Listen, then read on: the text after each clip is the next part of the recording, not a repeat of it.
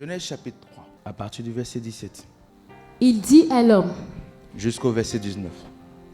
puisque tu as écouté la voix de ta femme, et que tu as mangé de l'arbre au sujet duquel je t'avais donné cet ordre, tu n'en mangeras point, le sol sera maudit à cause de toi.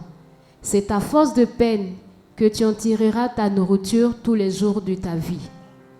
Il te produira des épines et des ronces, et tu mangeras de l'herbe des champs. C'est à la sueur de ton visage que tu mangeras du pain, jusqu'à ce que tu retournes dans la terre d'où tu as été pris, car tu es poussière, et tu retourneras dans la poussière. Amen. Amen. Permettez-moi de lire un dernier texte également avec vous. Matthieu chapitre 6. Matthieu chapitre 6, du verset 24 au verset 32.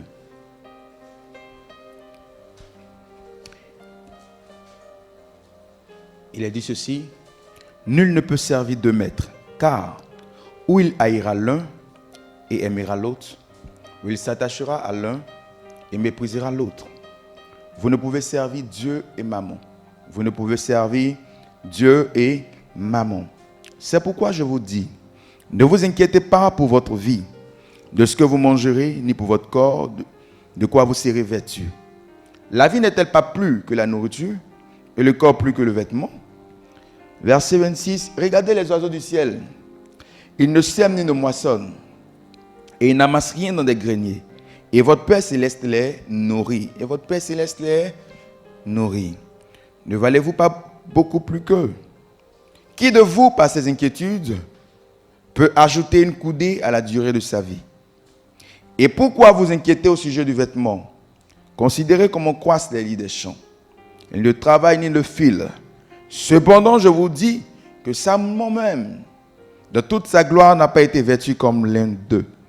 Si Dieu revêt ainsi l'herbe des champs, qui existe aujourd'hui et qui demain sera jetée au four, ne vous revêtira pas à plus forte raison, gens de peu de foi? Ne vous revêtira-t-il pas à plus forte raison, gens de peu de foi? Ne vous inquiétez donc point et ne dites pas, que mangerons-nous? Que boirons-nous? De quoi serons-nous vêtus? Car toutes ces choses, ce sont les païens qui les recherchent. Car toutes ces choses, ce sont les païens qui les recherchent. Car toutes ces choses, ce sont les païens qui les recherchent. Votre Père céleste sait de quoi, ou du moins sait ce que vous avez besoin. Votre Père céleste sait que vous en avez besoin. Amen. Alléluia.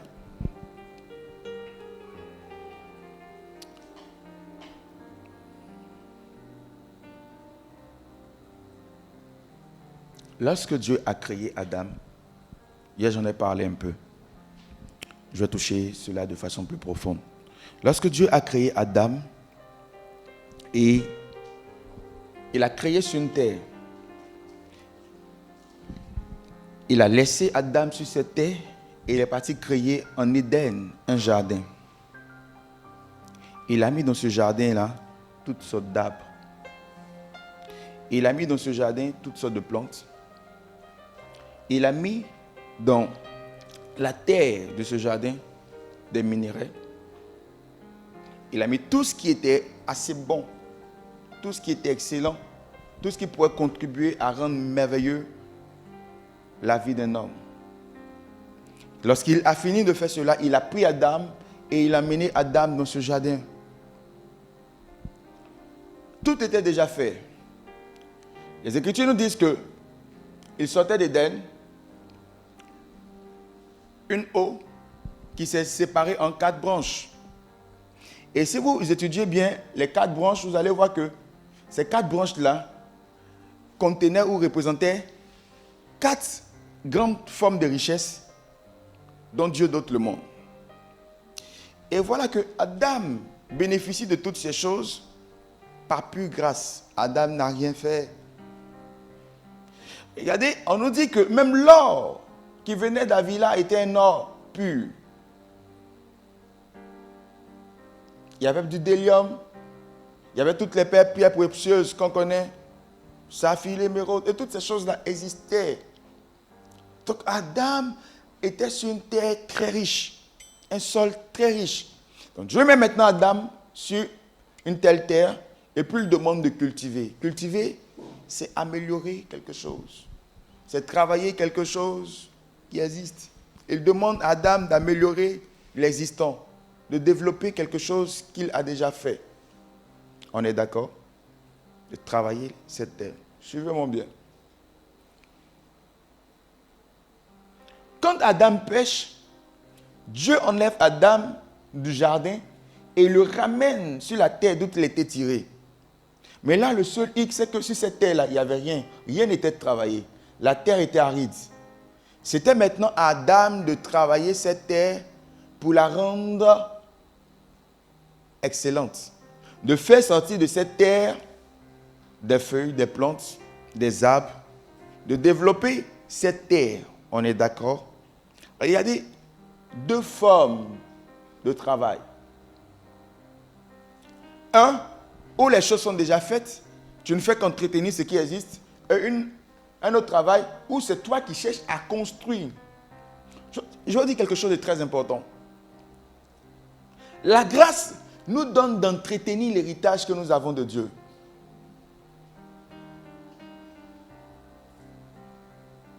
Je répète.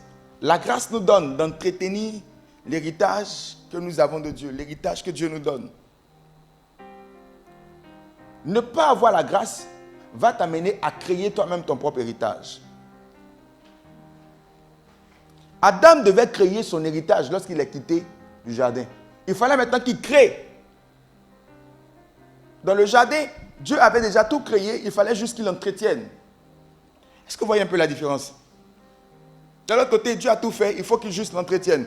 D'un autre côté, il faut que lui-même crée l'héritage qu'il va laisser demain à ses enfants.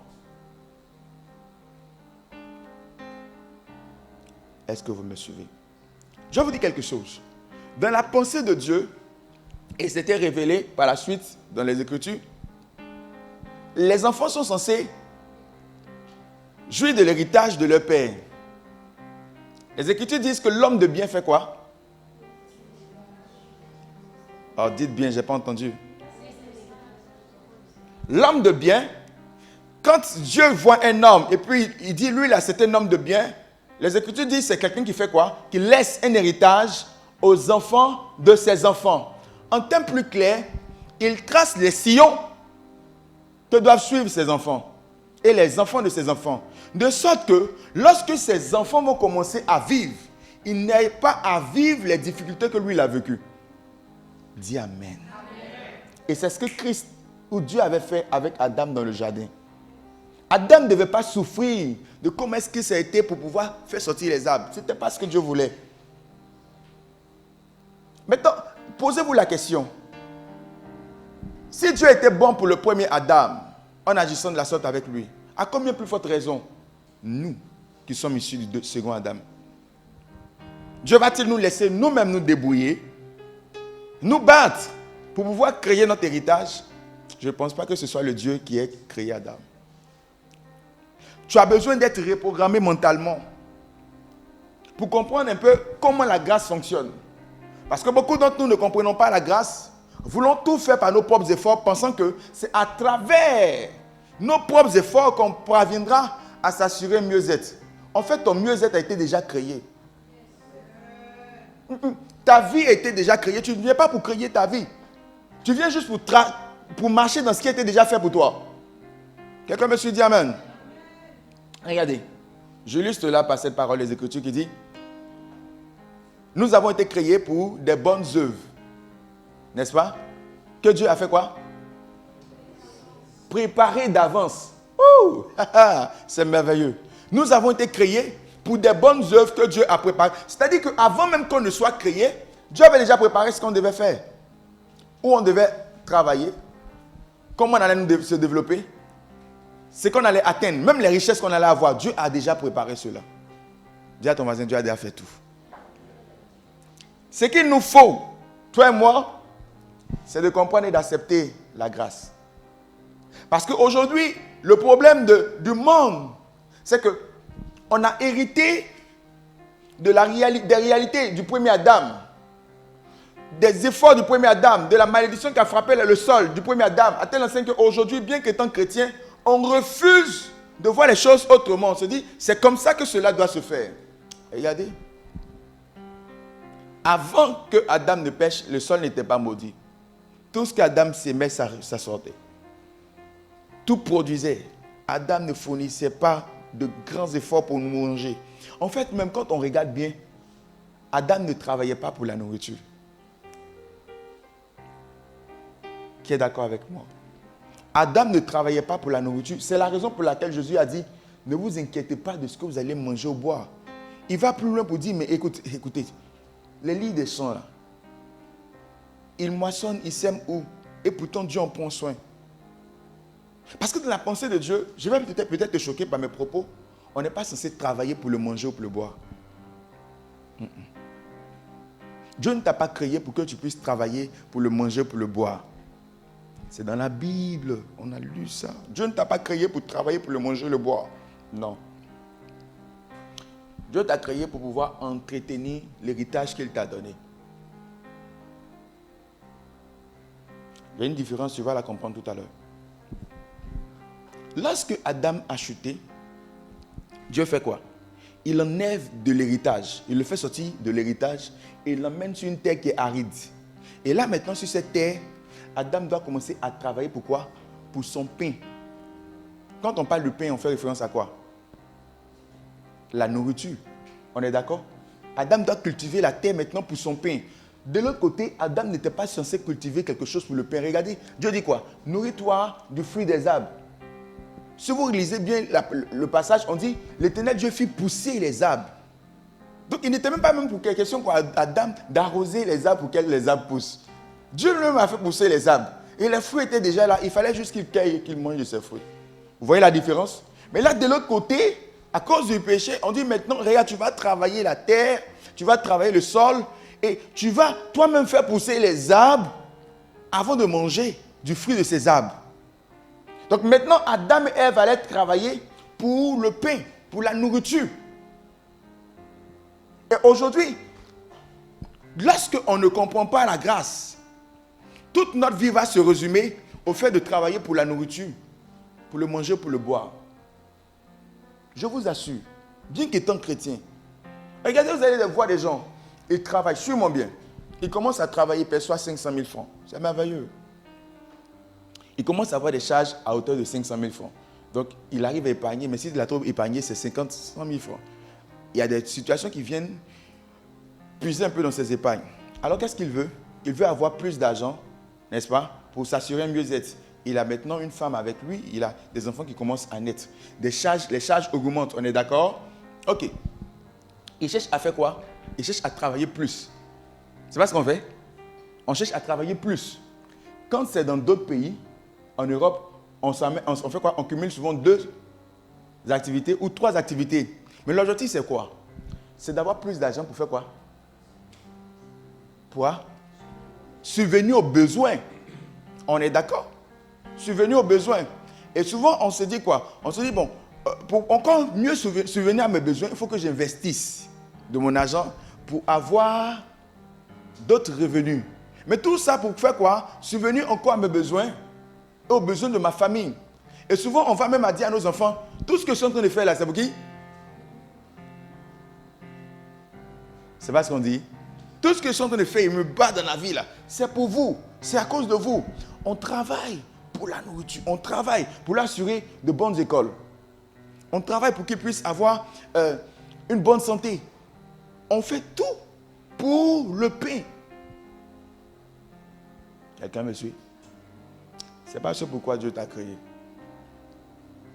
Aussi choquant que ça puisse paraître, ce n'est pas ce pourquoi Dieu t'a créé. Lisons Genèse pour mieux vous aider. Revenons sur Genèse pour mieux vous illustrer ce que je suis en train de vous dire. Genèse chapitre 3. Verset 17. Vas-y. Et il dit à l'homme, puisque tu as écouté la voix de ta femme et que tu as mangé de l'arbre au sujet duquel je t'avais donné cet ordre, tu n'en mangeras point. Le sol sera maudit à cause de toi. C'est à force de peine que tu tireras ta nourriture tous les jours de la vie. Il te produira des épines et des ronces, et tu mangeras de l'herbe des champs. Verset 19. C'est à la sueur de ton visage que tu mangeras du pain, jusqu'à ce que tu retournes dans la terre d'où tu as été pris, car tu es poussière, et tu retourneras dans la poussière. Amen. C'est à la sueur de quoi? Ton visage. Nous, on dit ton front. C'est pas ça. Ça revient à la même réalité. À la sueur de ton visage et de ton front que tu mangeras ton pain tous les jours de... Dites-moi, est-ce que ce n'est pas la réalité que les hommes vivent aujourd'hui? Non, de façon pratique, est-ce que ce n'est pas ça? Quand tu regardes, par exemple, peut-être, je dis peut-être ta vie, ou la vie de tes parents, la vie de tes amis et connaissances, est-ce que tu ne sens pas que c'est cette parole-là qui s'accomplit? Est-ce que tu ne sens pas que les gens luttent pour pouvoir avoir le bien-être? C'est pas ce que tu constates? Qui constate ça? Souvent, pour avoir quelque chose, tu fais beaucoup d'efforts, tu te bats, et puis les résultats sont minimes. Tu te lèves à 5 heures, tu te lèves à 4 heures pour t'apprêter pour aller au travail. Tu travailles, on va t'insulter jusqu'à... Tu finis, on va te donner 60 000 francs à la fin du mois. On va te donner 80 000 francs à la fin du mois. Ça rentre dans le transport, ça rentre la nourriture à midi. Tu n'arrives même pas à épargner. Pourquoi? Parce qu'il était dit de l'homme, Adam, qui n'était plus sous la grâce, maintenant qu'il devait vivre par ses propres œuvres, il était dit que le sol devait lui produire des ronces et des épines. Le sol devait être difficile pour lui. Qu'est-ce que le sol représente? Je vais vous expliquer pour que vous puissiez mieux comprendre. Lorsque Dieu a créé, lorsqu'il devait créer les animaux marins, quand vous lisez Genèse 1, il a parlé à quoi? À l'eau. Il a dit que l'eau produise des animaux. Quand il devait créer les animaux terrestres, il a parlé à quoi? La terre. Le sol, l'eau, l'air représentent des sources de création. Ça veut dire quoi? Ça représente les éléments à partir desquels Dieu a créé et les éléments à partir desquels chaque créature peut tirer sa source d'approvisionnement. C'est pourquoi tout ce qu'un homme peut avoir est rattaché à la terre, l'homme naturel. Parce qu'il était formé à partir de la poussière de la terre. Quelqu'un me suit? La terre constitue sa source de création. On est d'accord? Et quand Adam a péché, Dieu n'a pas maudit Adam, mais c'est la source qui a été maudite. Or, c'est de cette source-là que Adam devait tirer sa provision. Et quand je parle d'Adam, je parle également de tous ceux qui sont issus d'Adam. Et si la source a été maudite, ça veut dire que l'homme va avoir des difficultés dans sa vie parce que tout ce qu'il peut avoir pour son épanouissement vient de cette source-là. Voilà pourquoi les hommes, malgré le fait qu'ils semblent être bien, ils ont toujours des difficultés parce que la source a été maudite.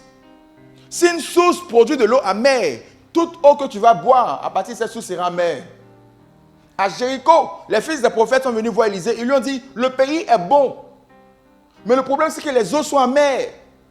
Pour pouvoir assainir les eaux, Élisée a fait quoi? Il est parti à la source.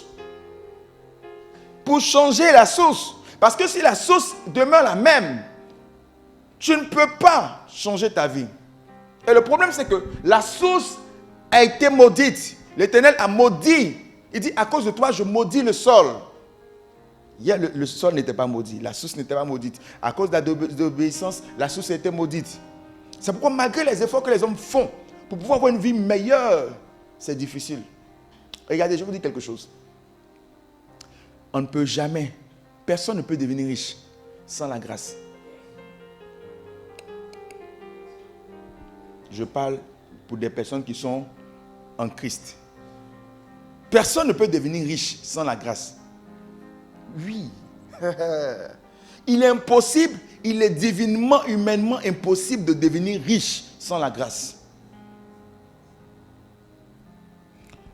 Les moyens d'approvisionnement de la richesse ou de pouvoir de la richesse, que ce soit des hommes ou que ce soit pour le monde et pour le royaume, exigent essentiellement deux choses pour une chose en commune, le travail. Que ce soit dans le monde ou que ce soit dans le royaume, lorsqu'on travaille, le travail est un moyen par lequel Dieu fait venir l'argent dans nos mains. On est d'accord? il a dit quoi? Il bénira l'œuvre de nos mains. Les hommes travaillent, les hommes qui ne sont pas croyants travaillent, nous également nous travaillons. On est d'accord? Mais regardez, le travail seul ne permet pas d'être riche. Qui est devenu riche par son travail? Qui vous connaissez, il a travaillé puis il est devenu riche? Juste en travaillant, en ayant son salaire. Fondamentalement, étymologiquement, le salaire n'est pas destiné à rendre riche. Donc un salaire ne peut pas rendre riche quelqu'un. La richesse, c'est la qualité selon laquelle nous avons des ressources qui sont au-delà de nos besoins. Nous permettons de vivre au-delà de nos besoins et de pouvoir aux besoins des autres.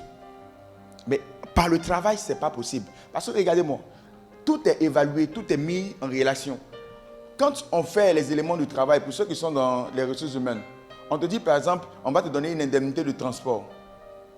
Pour ceux qui sont au niveau BTS, indemnité de transport, ça tourne autour de combien? C'était 25 000 francs, André, ça a augmenté, c'est devenu combien? Ils ont augmenté un peu, 30 000. Bon, dites-moi, de vous à moi, Abidjan ici, là, tu as 30 000 francs pour le transport, le mois. 30 000 francs. Hein? C'est que tu travailles à la Palmeraie, tu habites à la Palmeraie. Parce que si tu habites au plateau et puis tu es à la Palmeraie, 30 000 francs, ça ne peut rien pour ton transport. On est d'accord? Donc le salaire et les éléments du salaire, les éléments qui constituent ton salaire ne sont pas donnés pour que tu sois riche, mais juste pour que tu puisses pourvoir tes besoins minimaux.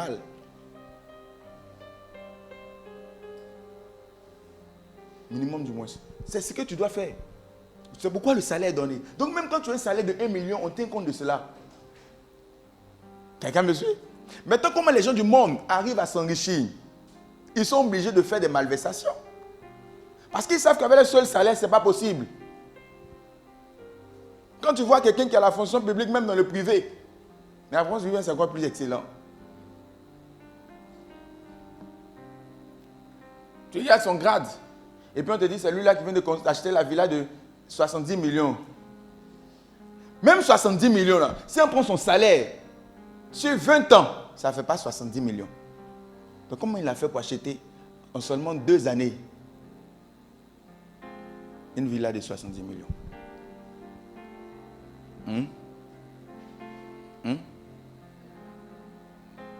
Point de suspension. Alléluia. Et le monde fonctionne comme ça. C'est pourquoi aujourd'hui, vous allez entendre des gens dire, on ne peut pas faire autrement. C'est comme ça, ça y est. Si tu veux vraiment t'en sortir, là, si tu veux joindre les deux bouts, là, c'est comme ça. C'est pourquoi vous allez voir qu'un peu partout, la corruption gangrène. Parce qu'ils se disent quoi? Avec mon salaire, je vais aller où? Quand il y a le salaire, on lui donne 200 000 francs. Il a une femme, enfant, 200 000 francs. Il va aller où avec? Tu dis, il ne faut pas la voler. Mais tu lui donnes 200 000 francs le mois. Et la femme, il a l'enfant. Il va aller où avec 200 000 francs? Qui prend une maison au village et vient travailler à Abidjan? Non. Est-ce que vous voyez? Et nous qui sommes en Christ, on ne peut pas suivre cette voie. Alors qu'est-ce que Dieu doit faire pour nous aider à pouvoir devenir riches? Parce qu'il a dit dans le livre de Jean 10, 10, souvenez-vous, il a dit quoi? Jean 10, 10, le verset B. Il dit, mais moi je suis venu pour que mes brebis aient la vie et qu'elles soient dans l'abondance. C'est Jésus qui l'a dit. Il dit, il est venu pour que ses brebis aient la vie et qu'elles soient dans l'abondance. Et s'il veut qu'on soit dans l'abondance, ça veut dire qu'il a un plan d'abondance pour nous. Amen. Et ce plan d'abondance-là est différent du plan des hommes. Parce que si on veut suivre le plan des hommes, Dieu nous lâche. C'est pourquoi quiconque décide d'entrer dans les malversations pour s'enrichir, automatiquement, il quitte sous la grâce. Tu ne peux pas faire les malversations et puis t'enrichir et puis bénir le nom de l'Éternel. Dieu va te lâcher. Parce que Dieu ne partage pas sa gloire. Tu as volé l'argent pour construire ta maison et puis tu dis, alléluia, Dieu est bon. Dieu a permis que j'ai cette maison. Ça va s'écrouler un matin. Si tu veux continuer de mettre le nom de Dieu dessus, ça va s'écrouler. Il ne faut pas parler de Dieu. Dis, j'ai ma maison, c'est fini. Laisse le nom de Dieu. Parce que Dieu n'aime pas partager sa gloire. Quelqu'un me suit? Maintenant, Dieu, comment il va faire pour pouvoir t'approvisionner, te donner de l'argent? C'est à travers la grâce. Dieu prévoit nous enrichir par la grâce. Dis bien amen. Et vous allez voir avec moi des exemples de personnes qui ont été enrichies juste parce qu'ils ont bénéficié de la grâce de Dieu. Pas parce qu'ils étaient de bons ouvriers. Prenons Genèse chapitre 13, verset 2. Genèse 13, 2. Abraham était très riche en troupeaux, en argent et en or. Abraham était quoi? Très riche en troupeaux, en argent et en or. Suivez-moi bien. On dit Abraham était très riche. En quoi? En troupeaux, en argent et en or. Quand Abraham sortait de la famille de son père, comme vous lisez Genèse chapitre 2, le chapitre précédent, Abraham n'était pas riche. Pour dire qu'il va devenir très riche. Abraham avait certes des biens, mais ça ne faisait pas de lui quelqu'un de riche. Qu'est-ce qui s'est passé? Pendant une famine, Dieu emmène Abraham en Égypte. Quand Abraham entre en Égypte, Pharaon le bénit avec des biens, sans qu'il ait forcément à travailler. Je veux ouvrir l'esprit de quelqu'un sur quelque chose de très important. Travailler, c'est bon. Et nous devons tous travailler. Dieu même encourage le travail. Quelqu'un me suit? Dieu encourage le travail. Mais si tu comptes seulement sur le travail pour devenir riche, tu ne deviendras pas riche. Au-delà de ton travail, tu dois apprendre à compter sur la grâce. Car c'est la grâce qui enrichit.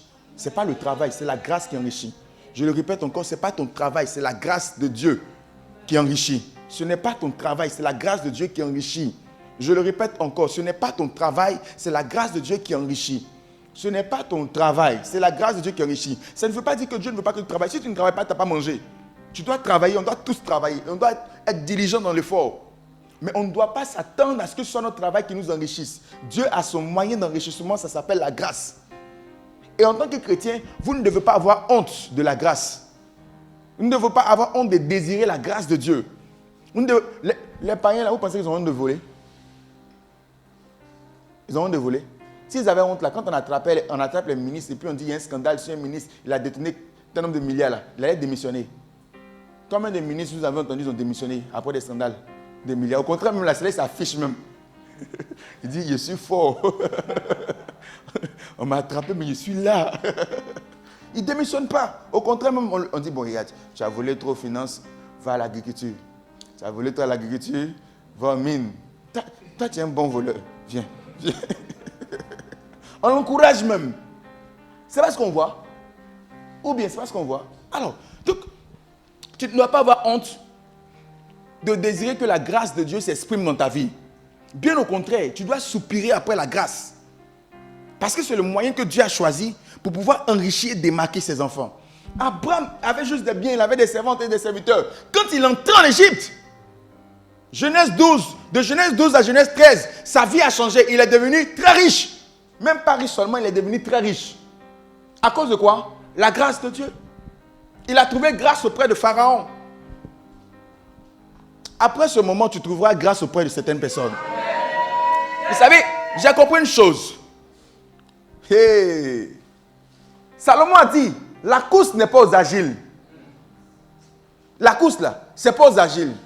Mais tout dépend pour l'agile du temps et des circonstances. Dans le temps et des circonstances là, il y a la manifestation de la grâce.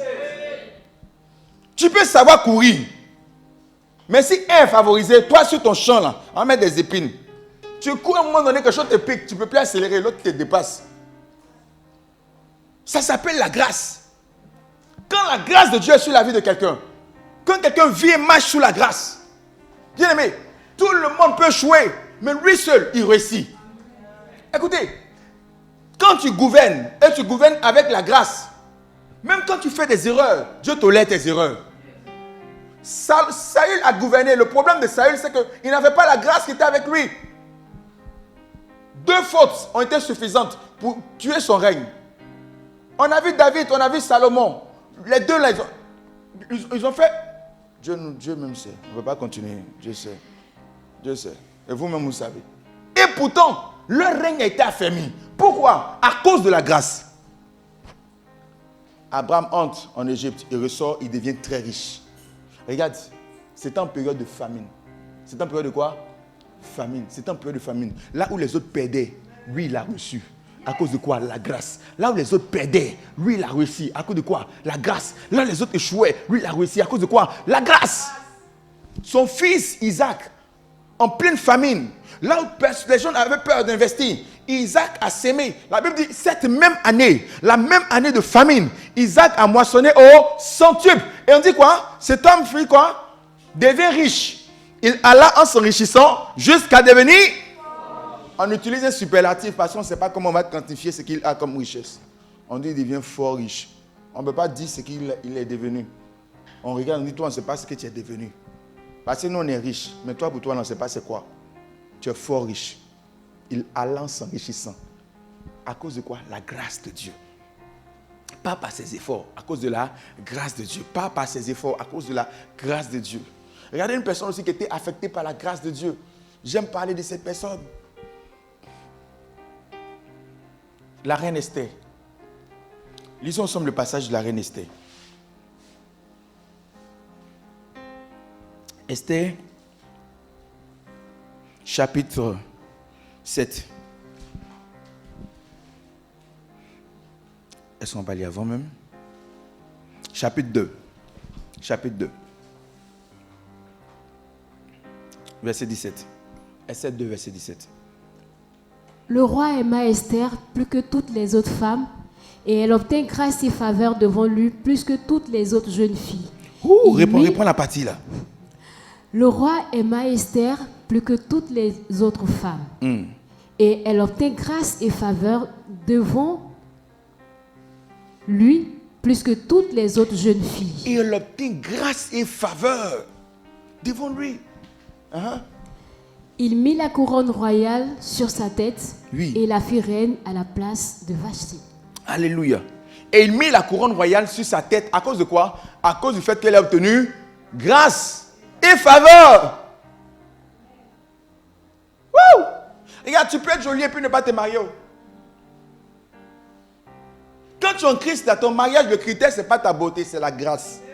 Oh, il n'y a pas entendu ton amen. Il n'y a pas entendu ton amen. Souvent, on entend des filles qui disent, moi, il sait prendre soin d'un homme. C'est bon. Et tu dois savoir prendre soin d'un homme. Moi, je suis soumise. C'est bon. Mais tu dois être soumise. Mais tu as besoin de la grâce de Dieu. Pour que quelqu'un mette sa couronne sur ta tête. Ouh! On entend souvent des femmes dire, mon mari, il va partir où? Je le maîtrise. Hey, hey, hey. La dernière personne qui a entendu dire ça a eu le choc de sa vie. Parce que l'homme qu'elle pensait maîtriser, il était immaîtrisable. Très immaîtrisable. Il lui a montré à quel point elle peut le voir toujours à la maison et puis ne pas être à la maison. Et fonder un foyer parallèle. Et faire des enfants parallèles qui avaient pratiquement le même âge que ses enfants à la maison. Il faisait des exploits. Le jour où j'ai appris ça, et par la suite, quand elle a dit, moi, mon mari, il peut... Ah, mon mari, moi je le gère. Il est regardé. Dans mon cœur, il dit, Dieu, mais ça ne viendra pas de moi. Cette information, elle aura de quelqu'un d'autre. Est-ce que vous voyez un peu? Donc, tu ne peux pas dire que tu gères quelqu'un si ce n'est que la grâce de Dieu. Tu ne peux pas gérer ton mari. Tu as besoin de la grâce de Dieu. La Bible dit, l'âme de David s'attacha à Jonathan. Tu as besoin que ton âme s'attache à celle de ton mari. Et c'est la grâce de Dieu. Dis Amen. Quand vous voyez les gens qui sont mariés, ils ont 10 ans, ils ont 15 ans, ils ont 20 ans. Quand on les voyait saluer avec révérence, c'est la grâce de Dieu. J'ai connu le divorce le plus rapide de l'histoire de ma vie. C'était 3 mois. 3 mois après le mariage. Ça veut dire qu'on a besoin de la grâce de Dieu. Tu as besoin de la grâce de Dieu pour pouvoir réussir ta vie sentimentale. Tu as besoin d'appeler la grâce de Dieu dans ton mariage.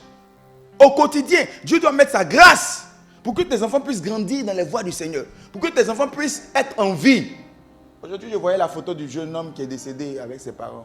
Il est jeune, il est petit, un bébé. Il faut la grâce pour voir ses enfants grandir. Non, je lui donne la bonne nourriture, je lui donne à manger, il mange bien. Hein? Il mange bien seulement. Ce n'est pas suffisant. Il faut la grâce de Dieu. Il peut manger tous les bons plats. Cette nourriture-là, même laquelle il tout fait matin. S'il n'a pas la grâce de Dieu. Un jour, il y a eu un effondrement dans un building aux États-Unis. Et puis, il y a un monsieur, quand on enlevait les décombres, plusieurs étaient morts dû à la suffocation et bien d'autres choses, la chaleur. Lui, il a pu survivre. Quand on l'a fait sortir, on a interviewé sa femme. Sa femme dit, je savais que mon mari allait survivre. Que c'est quelqu'un qui est courageux. C'est quelqu'un qui, quand il est déterminé, il va jusqu'au bout. Je savais que mon mari, il allait s'en sortir. Donc, elle vantait la détermination, la force de son mari. Un mois après, un petit AVC a touché son mari. Il est mort. Où était sa détermination? Où était son courage face à l'AVC? Il n'a pas été assez déterminé apparemment. Juste pour dire que c'était la grâce de Dieu, mais il n'a pas su apprécier cette grâce qui venait à lui. Amen, amen. La grâce de Dieu est capable de te favoriser auprès des hommes haut placés. Regardez l'histoire de Néhémie. On ne pourra peut-être pas lire toute l'histoire de Néhémie.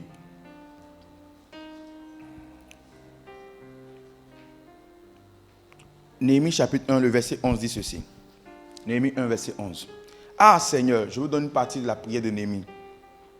Que ton oreille soit attentive à la prière de ton serviteur et à la prière de tes serviteurs qui veulent craindre ton nom. Donne aujourd'hui du succès à ton serviteur et fais-lui trouver grâce devant cet homme.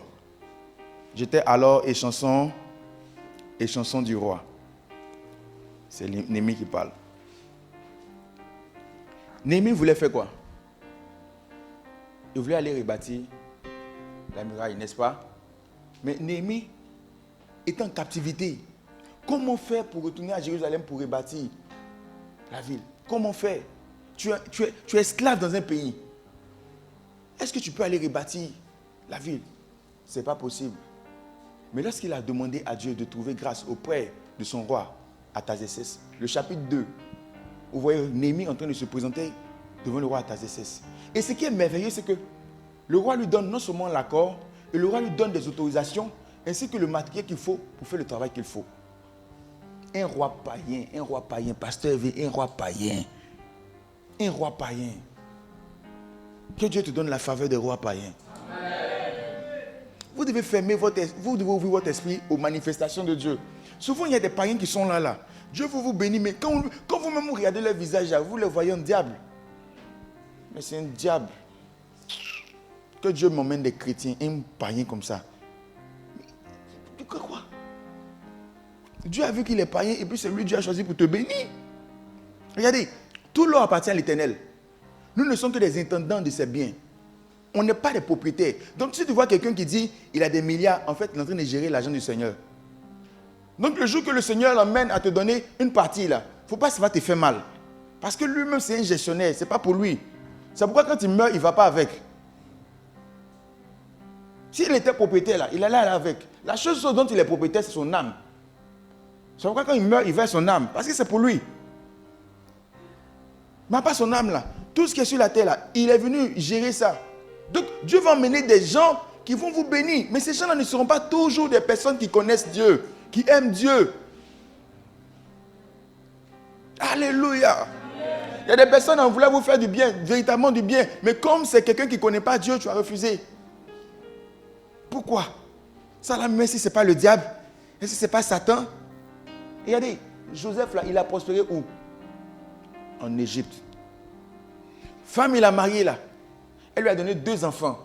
Au cas où vous ne le savez pas, les 2 enfants là, ils font partie des 12 tribus d'Israël.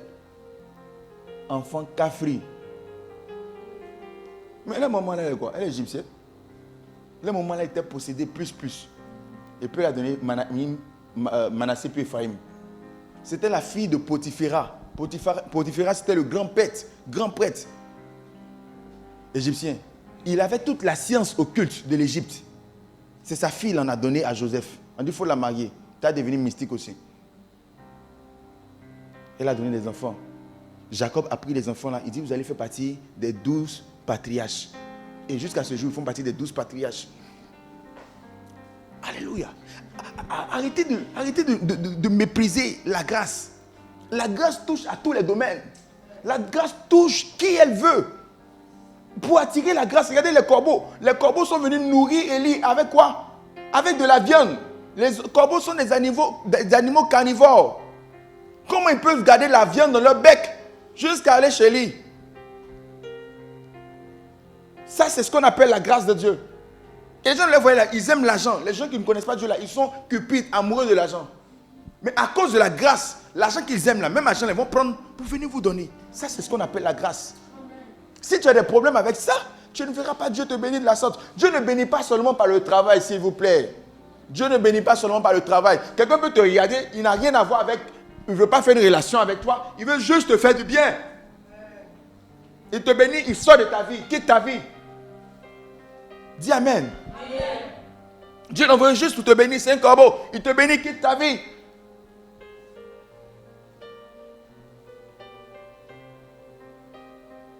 Soyez sensibles à tout ce que Dieu fait comme mouvement dans votre vie. Parce que la grâce, elle opère comme elle veut. Je vais vous montrer quelque chose de très important. Ecclésiaste 2, verset 26. Ecclésiaste 2, verset 26.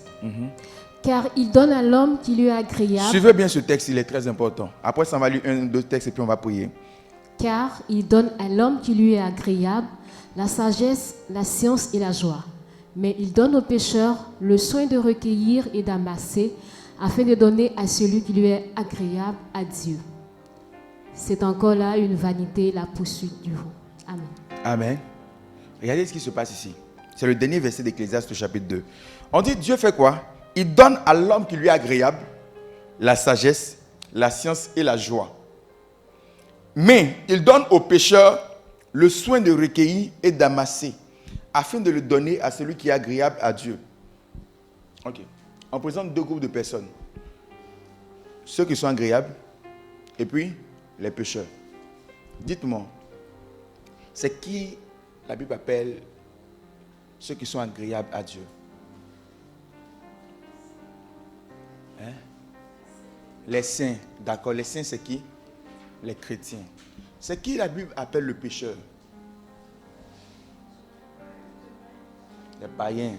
On est d'accord? Ça peut choquer ton entendement parce que tu vas te dire, mais moi aussi, je pêche. Donc, normalement, je suis un pécheur. Non, je vais t'aider ce soir.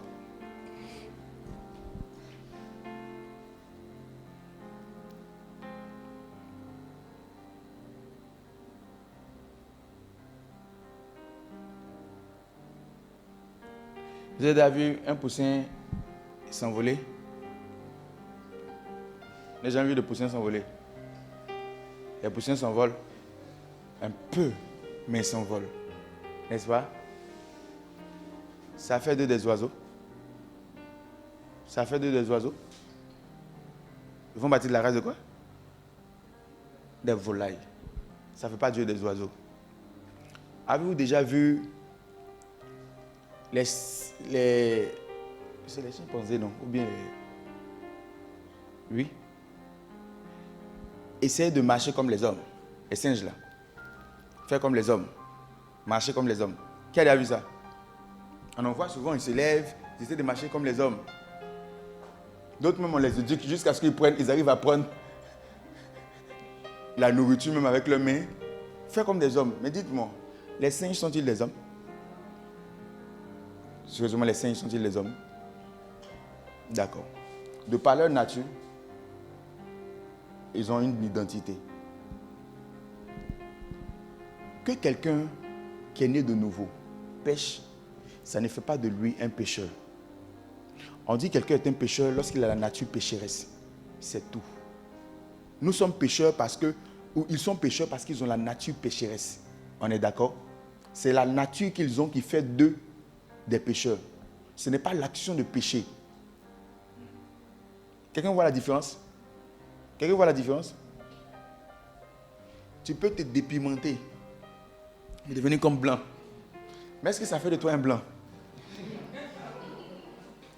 Non, sérieusement, est-ce que ça fait de toi un blanc? On te regarde, tu es dépimenté, tu ressembles à blanc. Mais est-ce que tu es blanc? Michael Jackson, il a fait là, est-ce que ça fait de lui un blanc? On sait qu'il est noir. On sait que tu es noir. Tu as piqué tout ce que tu veux, mais tu es noir. Non, je vais ouvrir votre esprit sur cette réalité-là. Parce que beaucoup de personnes, quand on parle des pécheurs dans la Bible, ils pensent qu'il s'agit d'eux. À partir d'aujourd'hui, quand on parle de pécheurs dans la Bible, là, tu n'es pas concerné. Ce n'est pas de toi qu'il est question.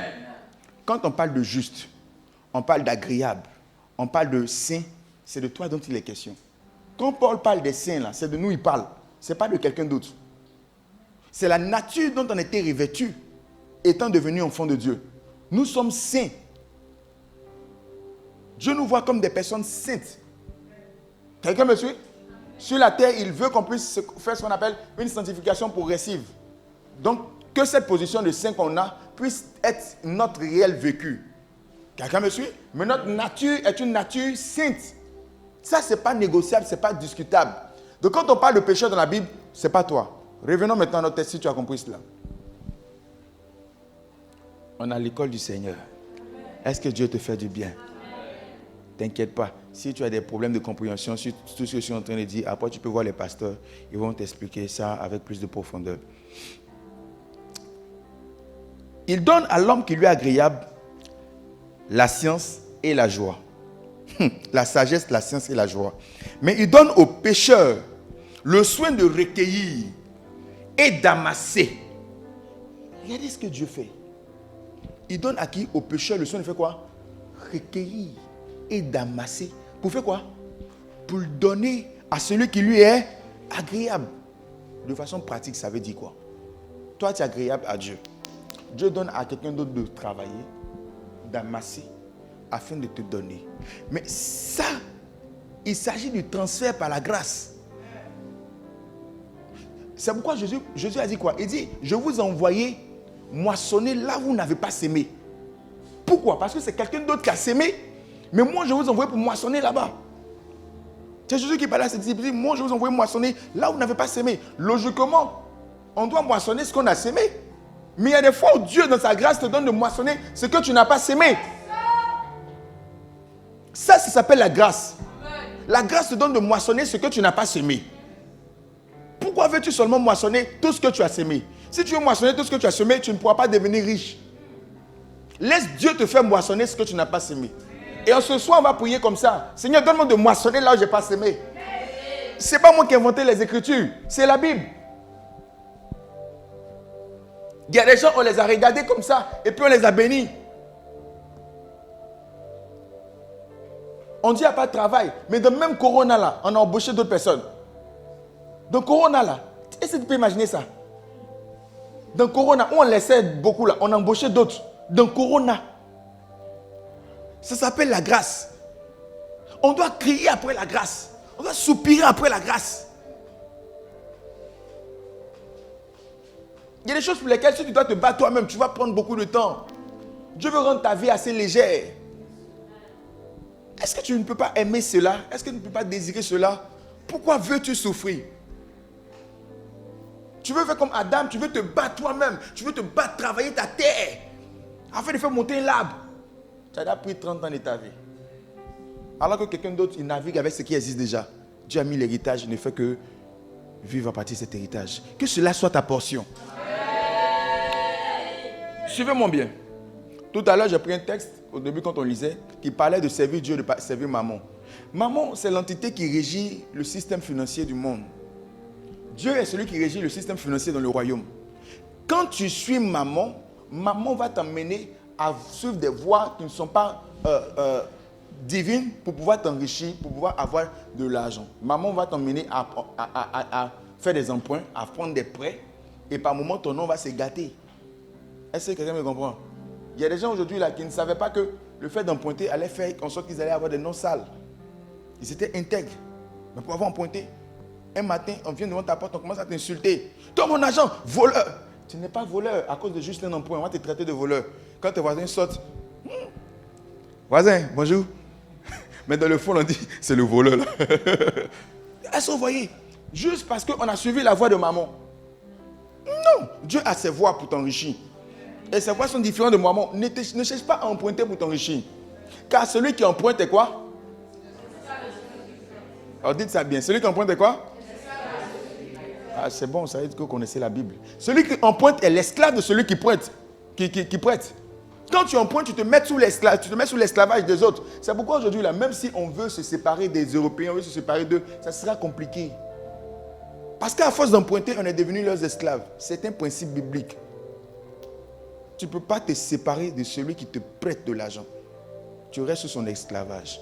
C'est pourquoi les pays qui ont compris cela, ont commencé à refuser l'aide du FMI, l'aide de la Banque mondiale. Ils ont refusé.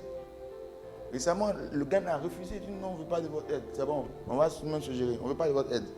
Parce qu'on sait que quand on emprunte, on finit par se mettre sous l'esclavage. Parenthèse fermée. Vous devez comprendre que où nous sommes arrivés, Dieu veut répandre sa grâce. Mais la grâce, on doit également l'exciter. Je veux dire quoi? La grâce, tu dois la désirer. Tu dois prier pour qu'elle s'active dans ta vie. Elle n'est pas d'office activée. Tu dois dire à Dieu, Seigneur, affecte tel domaine de ma vie par la grâce. Seigneur, donne-moi de la grâce. Néhémie a dit, si j'ai trouvé grâce à tes yeux. Esther priait, si j'ai trouvé grâce à tes yeux. Donne-moi de trouver grâce à tes yeux.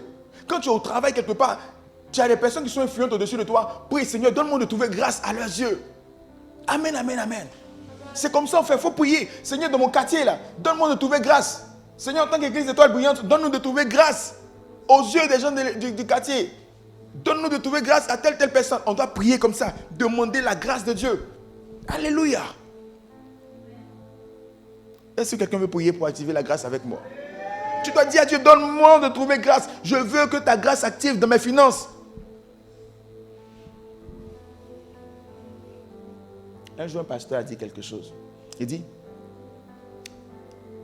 il a prêché. Et puis, quelqu'un a pris son message. Il a mis son application, je crois, 5 ou 10 ans après. Un de ses petits livrets. Il a lu un de ses petits livrets et puis il l'a appliqué. 5 ou 10 ans après, Dieu l'a béni. Fortement béni. Il est venu avec une mallette. Il l'a déposée dans le bureau du pasteur. Il s'est entretenu le pasteur, puis il est parti.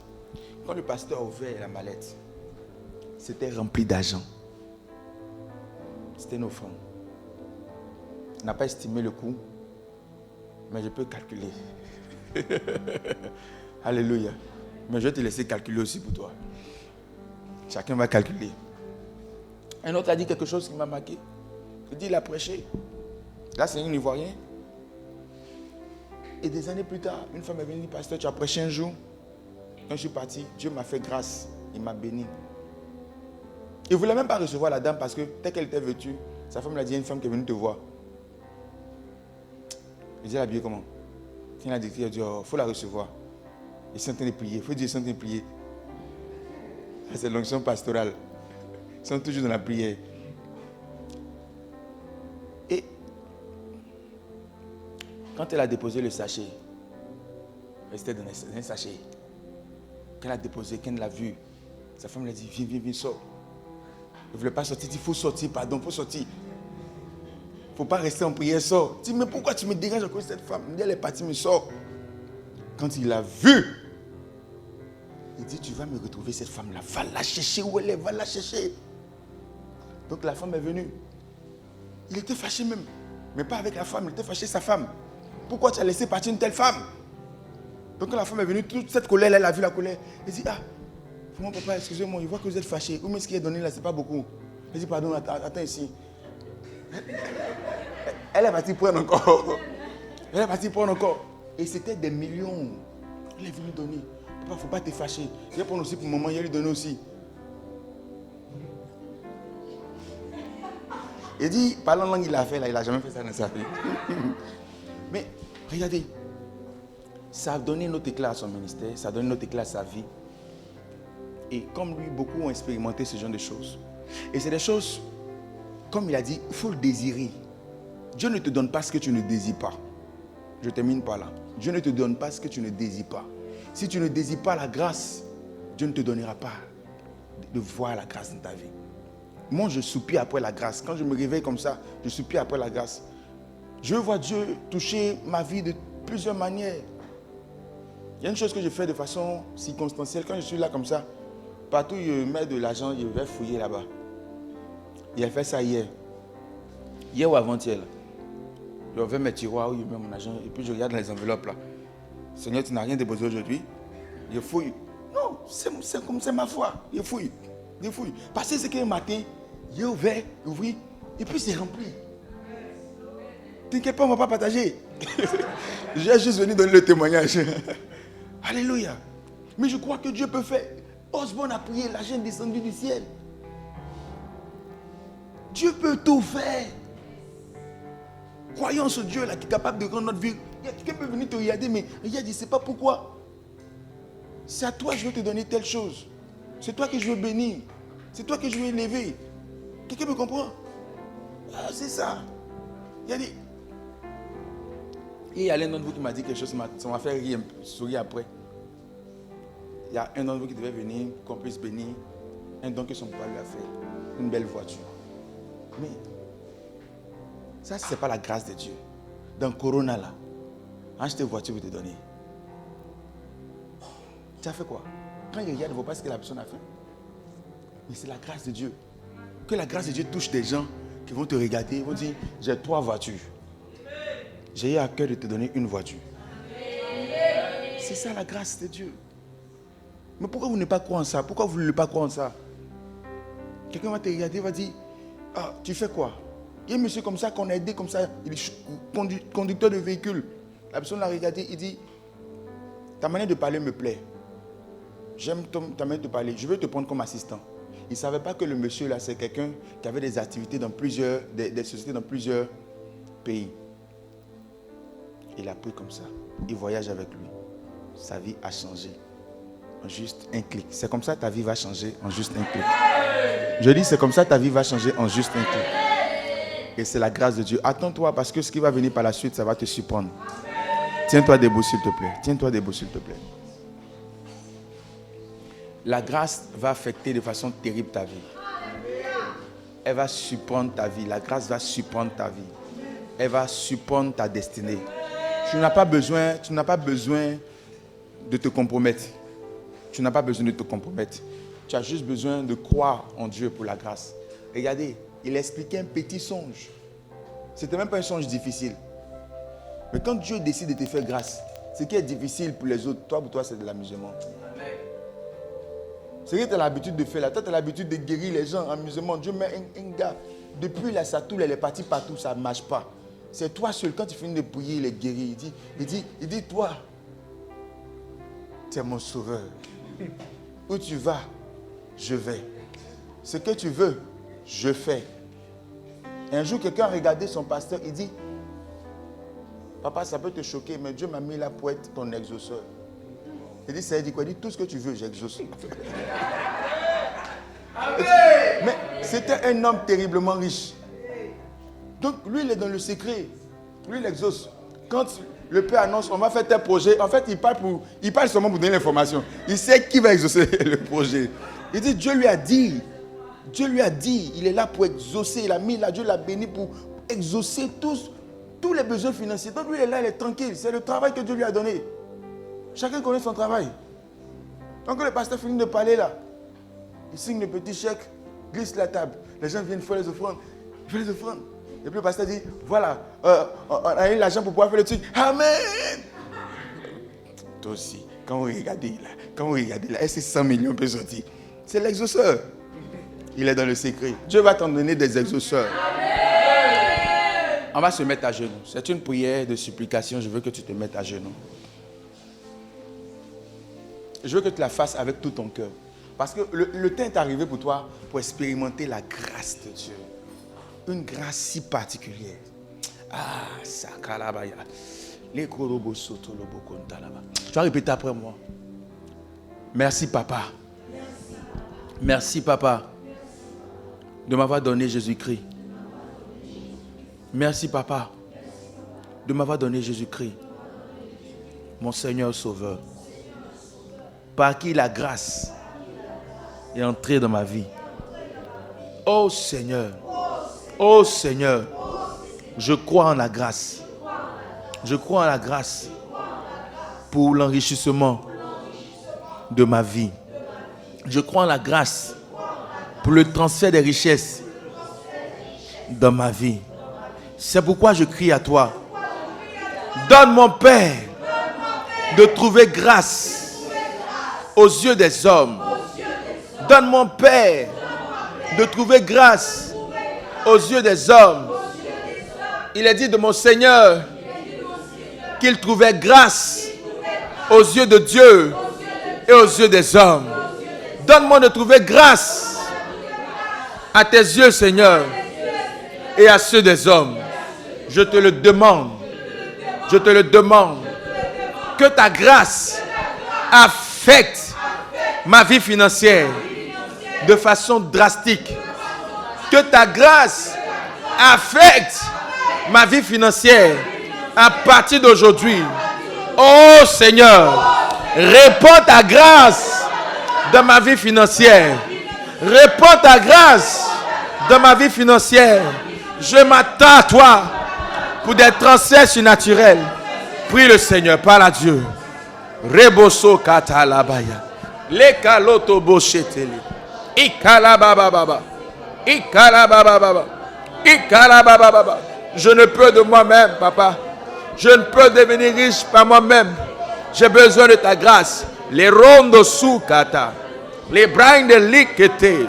Zumarabayanta. Igarabato toshe. Idebarabasante ke. Izabradabalondo lokoto. Ikarabababa.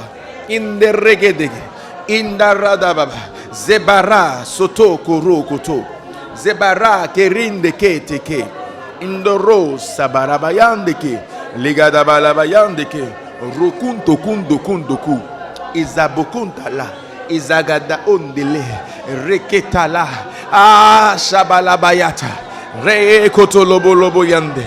Indarabayata. Satalabayata. Lekalabayata. Lebolobo soto. Rababababababa. Rababababababa. Rababababababa. Rababababababa. Rababababababa. Rababababababa. Neboroto kobo soto lobo koto lobo. Igaragada bazada gabayata. Nderodobo soto lobo koto. Iragada bayada basata. Indaragada labasa. Inderegede be satalabayo koto lobo she. Inderegede satalaba. Andala rekete rekete. Andelodo lobo so. Ayada yada. Alagada yagada. Alagada yagada. Alagada yagada. Alagada yagada. Alagada yagada. No roto loboso. Lorakata la baza. Ingarata bazada. Indoro koto koto. Indarakata kata. Indaragada. Indaragada. Indaragada. Indaragada. Indaragada. Indaragada. Ikorobo soto koto. Indaragata bazada. Igarabugodo logodo. Idarada la bazada gabayagada lagada. Idorobo soto logodo bolo yagada bala. Ikarada la bayada. Nokolobo soto lobo yanda. In the regedegedegedegede. In the regedegedegedegede. In the regedegedegede. Robo soto lobo shetelebe. Lakaya bazada. Egaya bababa. Egaya bababa. Egaya bababa. Rodobo soto lobo shikalabaya. Ratalaba sokoto. Rokoto lobo. Rokoto lobo. Rokoto lobo. Rokoto lobo. Sokolobo sata. Au nom de Jésus-Christ de Nazareth. Amen. Tu as répété après moi. Seigneur Jésus. Dans nos pécheurs, dans nos pécheurs, dans nos pécheurs, dans nos pécheurs, de recueillir et d'amasser, afin de me le donner, car ainsi est ta parole à mon égard, Père éternel, dans nos pécheurs, d'amasser, de recueillir et d'amasser, c'est bien pour me les donner. Je crois en la grâce à partir des transferts des richesses. Oh Seigneur, oh Seigneur, oh Seigneur, que des transferts financiers se fassent dans ma vie, que mes comptes soient approvisionnés, que mes comptes soient approvisionnés, que mes sources de revenus soient approvisionnées, que mes sources de revenus soient approvisionnées. Maintenant même, au nom de Jésus, prie le Seigneur. Shikaya balata, leke boloto, ikaya bataka, lekete. Prie de tout ton cœur, prie de tout ton cœur, prie de tout ton cœur. Prie de tout ton cœur, prie de tout ton cœur. Yaka yaka baba, yaka yaka baba, yaka yaka baba, yaka yaka baba. In the botasa, in the botasa, in the botasa, yaka yaka. Yaka yaka baba, yaka yaka baba, yaka yaka baba. Romo sotolo, reka baba, reka baba, reka baba, reka baba. Oh shababa ya, oh shababa baba, oh shababa baba, oh shababa baba. Le baraburu godo bozada baya, Le barabolo bolo bozagabaya. Endarabaza.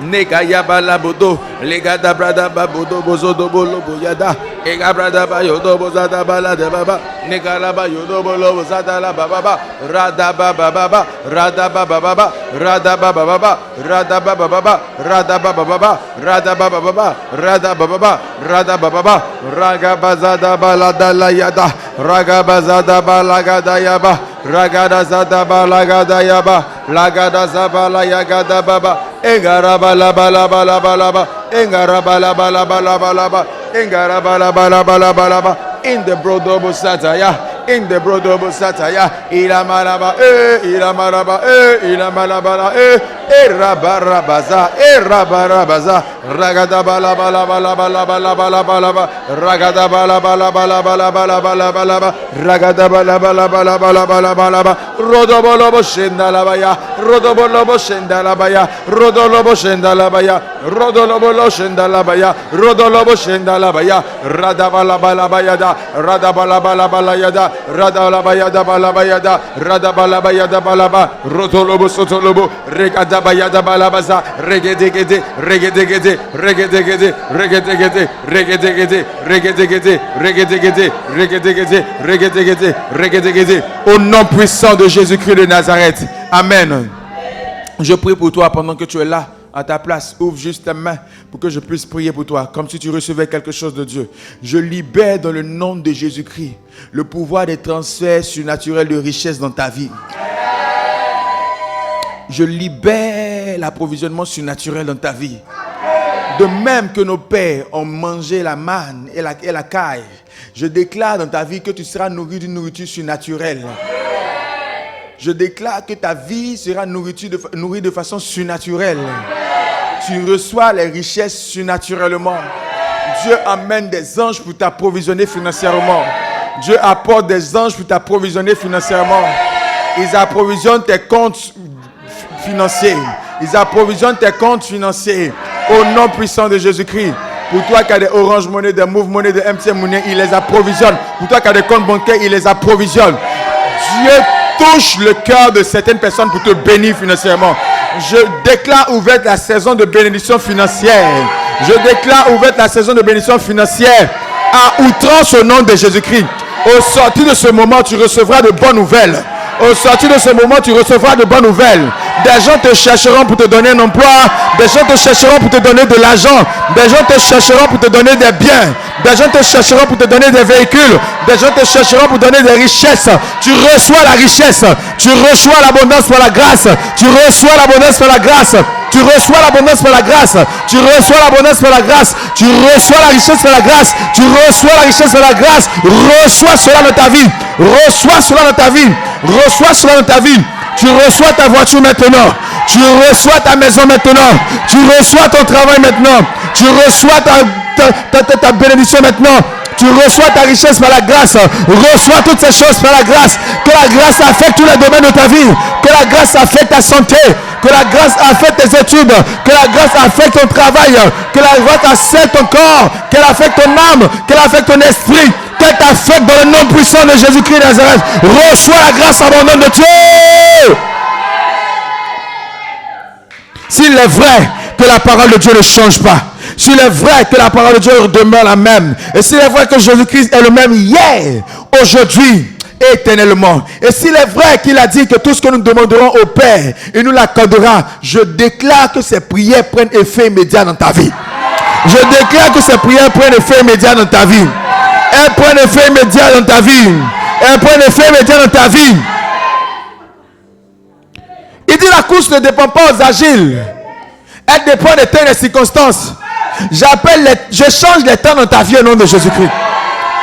Je remplace les temps de sécheresse en des temps d'abondance au nom de Jésus-Christ. Je remplace les temps de sécheresse en des temps d'abondance au nom de Jésus-Christ. Je change aujourd'hui les saisons de ta vie.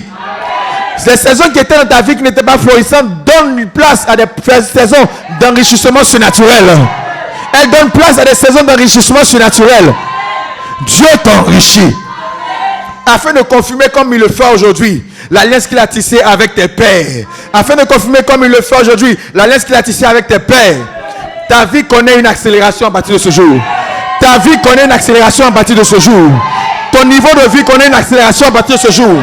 Ton train de vie connaît une accélération à partir de ce jour. Si tu le crois, dis 3 fois Amen.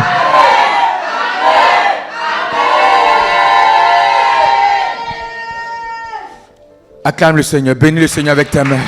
Lève-toi et célèbre Dieu avec ta main. Shakala baba shaka. Oh, si tu as acclamé le Seigneur, fais-le bien, fais-le bien, fais-le bien. Leka baba. Leka bobo shata. Assieds-toi une minute. Assieds-toi une minute. Bien-aimé, notre Dieu est capable.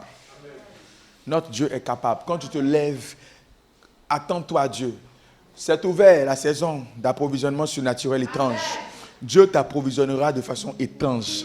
Et dimanche, tu auras un témoignage étrange à rendre. Dieu t'approvisionnera de façon étrange. Oh, j'ai dit dimanche, tu rendras un témoignage de façon étrange. Dans ces heures qui suivent, jusqu'à ce qu'on atteigne dimanche, Dieu te visitera. Mon Dieu te visitera. Mon Dieu te visitera. Dieu te visitera. Bien-aimé, attends-toi à Dieu. Attends-toi à Dieu. Attends-toi à Dieu. Attends-toi à Dieu. Parce que Dieu veut se démontrer à toi. Dieu veut te bénir. Dieu veut te lever. Dieu veut te positionner. Attends-toi à Dieu. Ça ne dépend pas des circonstances. Ça dépend de sa grâce. Dieu va te démarquer. Dieu va te mettre à part. Dieu va t'enrichir. Est-ce que tu crois que c'est ta saison d'enrichissement? Tu le crois fortement?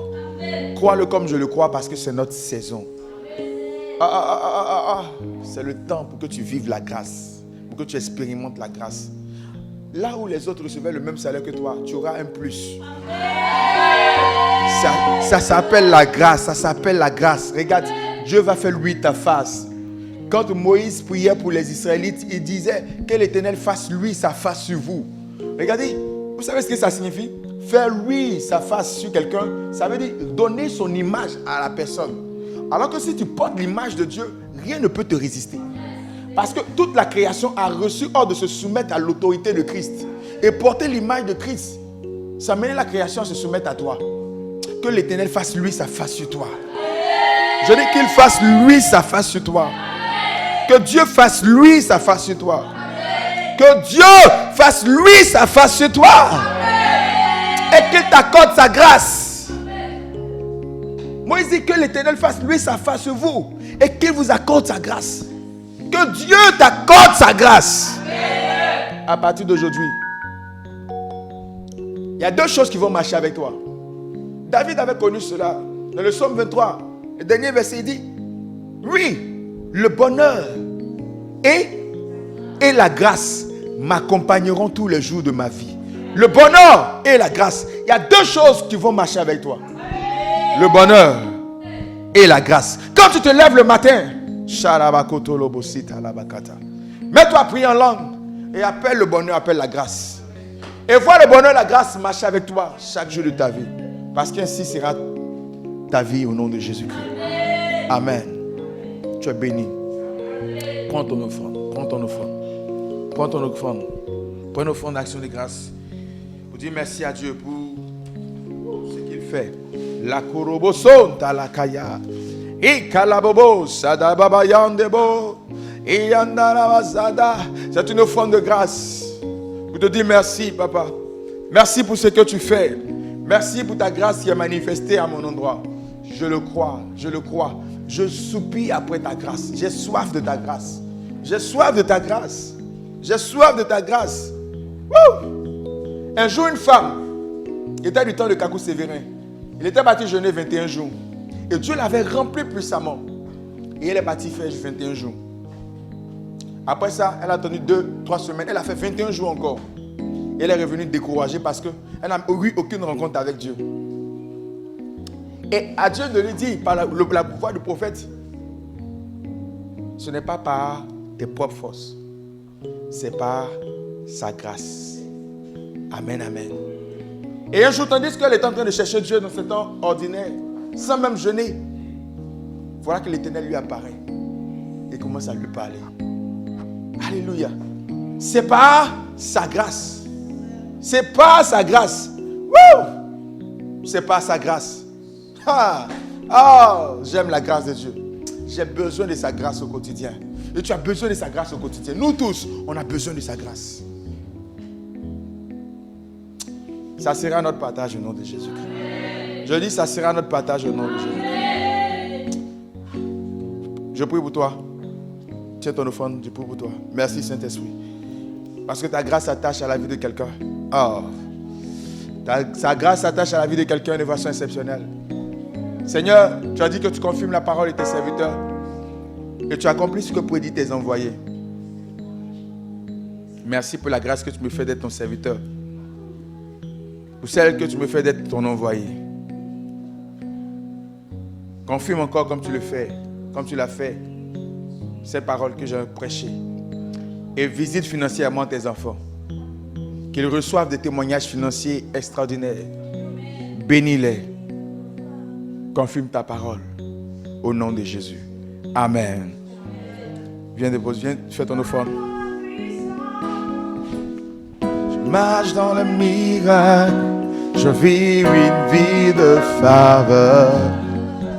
Car je sais qui je suis. Je marche dans la puissance. Je marche dans le miracle. Je vis une vie de faveur. Car je sais qui je marche. Je marche dans le miracle.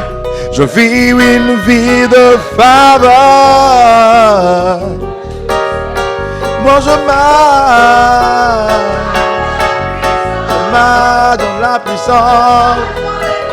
Je marche dans les miracles.